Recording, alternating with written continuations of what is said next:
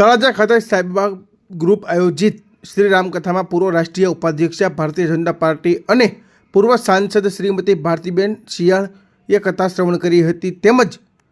અરવિંદભાઈ ડોડિયા પાવઠી જિલ્લા પંચાયત સભ્ય, મુકેશભાઈ મકવાણા પિથલપુર જિલ્લા પંચાયત સભ્ય, મંગાભાઈ બાબરિયા ઠળિયા જિલ્લા પંચાયત સભ્ય તેમજ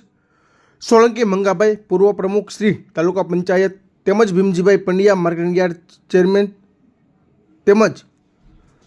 તુલસીભાઈ મકવાણા કોળી સમાજ આગેવાન, જયંતિભાઈ મકવાણા કોળી સમાજ આગેવાન તેમજ અરવિંદભાઈ મેર ભાવનગર જિલ્લા બક્ષીપંચ મોરચા પ્રમુખ તેમજ શૈલેષભાઈ બારિયા ગોરખી તાલુકા પંચાયત સભ્ય, હંસાબેન ભાલિયા પૂર્વ જિલ્લા ભાજપ મંત્રીશ્રી તેમજ જિલ્લા બક્ષીપંચ મોરચાના પ્રમુખ શ્રી હિમાંશુભાઈ વ્યાસ અને ડૉક્ટર મારડિયા સાહેબ પૂર્વ પ્રમુખ તળાજા નગરપાલિકા તેમજ હરિઓમભાઈ ભીલ પૂર્વ ભાવનગર આઈટી કન્વીનર તેમજ કાર્યકર્તાઓની ઉપસ્થિતિમાં શ્રી રામકથા શ્રવણ કરવાનો અવસર પ્રાપ્ત થયો હતો.